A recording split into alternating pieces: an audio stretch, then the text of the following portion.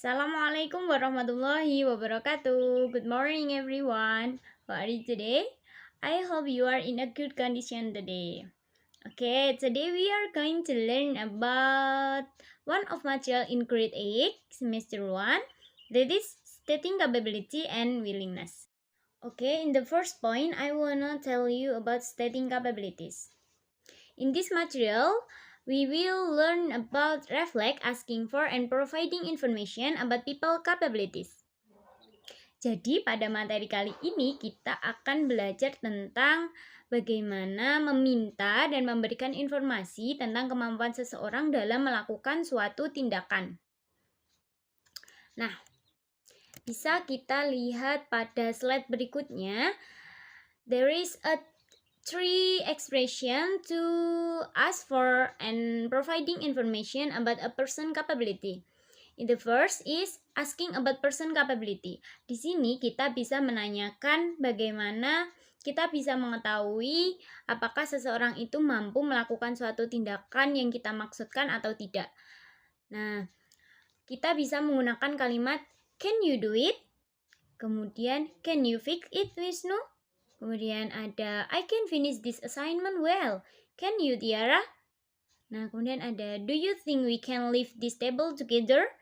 Nah, ini bisa digunakan ketika kita memang ingin menanyakan apakah seseorang itu bisa melakukan suatu tindakan yang kita maksudkan atau tidak. Oke, and the second is providing information about person capability. Nah, di sini kita bisa menyatakan apakah kita bisa melakukan suatu tindakan yang teman kita maksudkan atau tanyakan dengan menggunakan kalimat don't worry, frying fish is just like frying chicken. Nah, kemudian ada yes I can, let me finish it. Nah, ini bisa digunakan ketika kalian ditanya apakah kalian bisa menyelesaikan suatu tindakan atau pekerjaan kita atau tidak. Kemudian ada sure, leave it to me, a piece of cake. Kemudian ada yes we can. Nah, ini bisa digunakan ketika kita ingin menanyakan bahwa kita bisa melakukannya, seperti itu. And the third is providing information about person incapability. Nah, ini bisa digunakan ketika kita ingin menyatakan bahwa kita tidak bisa melakukan tindakan tersebut karena suatu hal. Kita bisa menggunakan kalimat sorry, I cannot do it. Kemudian ada I don't think that we can lift this table.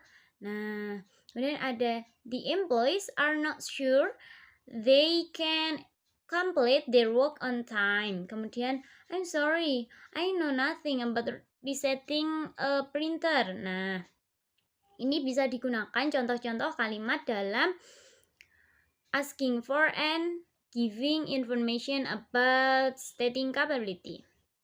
Lalu bagaimana cara untuk membuat kalimat dalam stating capability? Nah, bisa dilihat slide selanjutnya. To state a person capability in the present time, we use this function. Nah, ada rumus tertentu untuk membuat kalimat dalam stating capability. Ini yang pertama ada penggunaannya subject plus can plus verb base. Contohnya adalah contoh yang pertama, bisa dilihat I di sini sebagai subjek, kemudian diikuti dengan can sesuai dengan rumusnya, kemudian verb base atau verb asli. Nah, ini I can play a guitar. Nah, nanti bisa dilihat dalam PowerPoint-nya yang Bu Guru Blog itu adalah unsur yang terkandung dalam kalimat. Seperti itu. Kemudian ada subject is are plus able to plus verb base. Nah, di sini is are di sini anak-anak pastinya sudah tahu terkait to be yang harusnya digunakan dalam setiap kalimat. Nah, ini bisa dilihat contoh yang kedua, yakni chameleons are able to change their colors when threatened. Nah, ini bisa dilihat chameleons di sini karena lebih dari satu, jadi penggunaannya dengan menggunakan to be are, kemudian diikuti dengan able to sesuai dengan rumus, kemudian change sebagai verb base.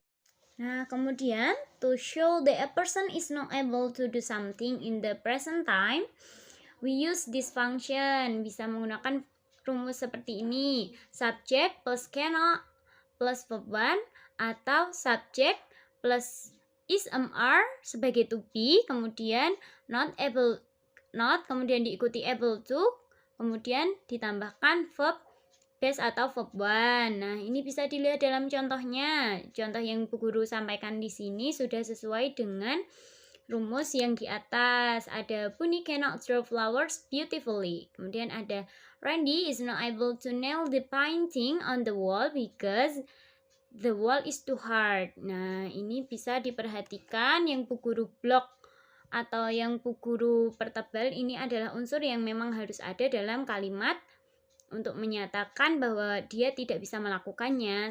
Nah, kemudian to state a person capability in the past time, we use this function. Untuk menanyakan kemampuan seseorang pada masa lampau, kita bisa menggunakan rumus subject plus could plus verb 1, kemudian ada subject plus was or were, kemudian able to, kemudian verb 1. Nah, di sini sudah ada contoh kalimatnya. Yang pertama ada they could answer all the question well. Kemudian ada the rescue team was able to trace where the hikers were. Nah, ini bisa digunakan ketika kita ingin menyatakan bahwa mereka telah melakukannya dan bisa melakukannya, seperti itu. Kan ini bentuknya masa lampau atau yang sudah terlewati. Nah, itu tadi adalah contoh dan bagaimana cara kita untuk menyatakan atau memberikan informasi bahwa kita mampu melakukan atau tidak mampu melakukan, bahkan menanyakan apakah seseorang itu mampu melakukan suatu tindakan atau tidak. Okay, and the second point is about stating willingness. Okay, in this material, we will learn about asking for and providing information about people willingness to do tasks. Jadi, dalam materi yang kedua ini, kita akan belajar tentang meminta dan memberikan informasi tentang kesediaan orang untuk melakukan suatu tugas atau suatu tindakan yang kita minta, seperti itu. Kemudian, bisa dilihat pada slide yang kedua. There is an expression to ask for and providing information about a person capability. Nah, bisa dilihat ya dalam tabelnya, ini ada bagaimana cara kita untuk menanyakan kesediaan, kemudian juga bagaimana cara menanggapinya. Ada, are you willing to polish them, dear? Nah, di sini bisa dijawab dengan sure. Nah, untuk that itu adalah siapa yang kita maksudkan, seperti itu. Kemudian ada, would you do me a favor, please? Of course. Nah, tentu. Kemudian ada, will you help me prepare the media? Yes, ma'am. Nah, ini bisa dijawab seperti itu. Kemudian, would you like to wash it if you don't mind?